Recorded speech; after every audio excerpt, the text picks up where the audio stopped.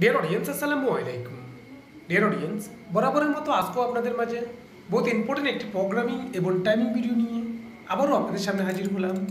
আমি Mohammad Suman Patwari, sewing machine doctor YouTube channel এবং sewing machine doctor Facebook পেজে।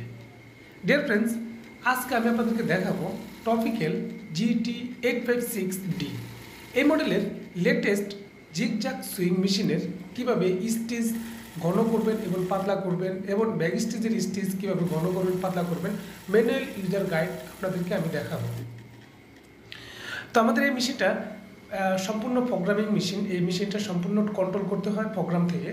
তো এখানে কোনো ম্যানুয়াল স্টিচ কাউন্টার নেই। আমরা এখানে স্টিচ যদি ঘন এবং পাতলা করতে চাই তাহলে আমাদের এখানে যে কাজটি করতে হবে, এখানে দুইটি অপশন আছে। একটি হচ্ছে আমাদের ব্যাক স্টিচের জন্য, আরেকটি হচ্ছে ব্যাক স্টিচ ছাড়া। তো আমরা যদি ব্যাক স্টিচ ব্যবহার করি তাহলে সেক্ষেত্রে আমাদের ব্যাক স্টিচের প্রোগ্রামটি চালু করতে হবে। প্রোগ্রামটি চালু করার জন্য আমাদের উপরে যেই লাইটটি রয়েছে আমরা এই লাইটটি জ্বালিয়ে দিব, তাহলে সেক্ষেত্রে আমাদের ব্যাক স্টিচ চালু হবে। ভিডিওটি একটু মনোযোগ সহকারে দেখতে হবে, তাহলে আপনারা বুঝতে পারবেন এই মেশিনের স্টিচ কাউন্টার কীভাবে কাজ করে। এখন আমাদের ব্যাক স্টিচ কাজ করতেছে। এখনও আমাদের মেশিনের স্টিচ আমরা এখনও ঘন পাতলা করিনি। এখানে ম্যানুয়ালভাবে আমরা যেভাবে স্টিচ ঘন পাতলা করি এটা কিন্তু সেরকম না। এই মেশিনটা আমাদের ব্যাক স্টিচের সময় আপনারা চাইলে পাতলা রাখতে পারেন, ব্যাক স্টিচ ছাড়াও চাইলে পাতলা রাখতে পারেন বা ব্যাক স্টিচে ঘন দিয়ে করতে পারেন। তো এখানে দুটি অপশন। আমরা যদি ব্যাক স্টিচ অপশনে দিয়ে রাখি, অর্থাৎ পিছনের লাইটটি জ্বালিয়ে উপরের লাইটটি জ্বালিয়ে রাখি, তাহলে সেক্ষেত্রে আমাদের ব্যাক স্টিচ কাজ করবে, কিন্তু সেক্ষেত্রে আমাদের ব্যাক স্টিচের স্টিচটা আমরা ঘন পাতলা করতে পারবো। এবং সামনের দিকে সোজা যে ফ্রি সুইং সেটাও চাইলে আমরা আলাদাভাবে স্টিচ ঘন পাতলা করতে পারবো। এখানে দুটি কাউন্টার আপনারা দেখতে পাচ্ছেন। আমরা যখন লাইটটা উপরে জ্বালিয়ে রেখেছি এখানে দুটি ডিসপ্লে। বাম পাশের যে ডিসপ্লেটি রয়েছে সেই ডিসপ্লেটি হচ্ছে আমাদের ব্যাক স্টিচের ডিসপ্লে, আর ডান পাশের যে ডিসপ্লেটি রয়েছে সেটা হচ্ছে আমাদের ফ্রি সুইংয়ের ডিসপ্লে। তো ডিয়ার ফ্রেন্ডস, আমরা এখন দুইটা স্টিচই কিন্তু এক সমান রেখেছি, অর্থাৎ ব্যাক স্টিচ যে পরিমাণ স্টিচ পাতলা রয়েছে ফ্রি সুইংয়েও কিন্তু সেই পরিমাণ স্টিচ পাতলা রয়েছে। আপনি চাইলে ব্যাক স্টিচের স্পিডটা ঘন করে দিতে পারেন, চাইলে সামনের ফ্রি সুইংটা ঘন করে ব্যাক স্টিচটাও পাতলা করে দিতে পারেন। তো আমরা এখন এখানে দেখুন, আমি আপনাদেরকে দেখাচ্ছি। বাম পাশের যে ডিসপ্লেটা সেখানে আমরা 2 রাখলাম এবং ডান পাশের ডিসপ্লেতে 4 রাখলাম। তাহলে আমাদের হবে কি, মেন যে সুইংটা রয়েছে সেটা কিন্তু পাতলা হবে এবং আমাদের ব্যাক স্টিচের সুইংটা কিন্তু ঘন হবে। আর যদি আমরা ব্যাক স্টিচের সুইং যদি আরও ঘন করি, এখন দেখুন আমরা এখানে 0.5 করে দিয়েছি ব্যাক স্টিচের প্রোগ্রাম থেকে। এখন আমাদের ফ্রি সুইংটা কিন্তু একদম পাতলা রয়েছে স্টিচ, কিন্তু যখন ব্যাক স্টিচ দিচ্ছি কিন্তু তখন কিন্তু আমাদের স্টিচটা ঘন হয়ে যাচ্ছে। তো এটা আপনাদের প্রোডাকশন প্রসেস অনুযায়ী আপনারা এই প্রোগ্রামটা করে নিতে পারবেন। এখন চাইলে আমরা সোজা সিলাইটা ঘন রাখবো এবং ব্যাক স্টিচটা পাতলা করব। সেটাও যদি আমরা করতে হয় তাহলে আমাদের এই বাম পাশের ডিসপ্লেটাকে আমাদের পাতলা করে দিতে হবে। আমরা 4 করে দিয়েছি এবং আমাদের ফ্রি সুইং যেটা সেটাকে আমরা 0.5 করে দিয়েছি।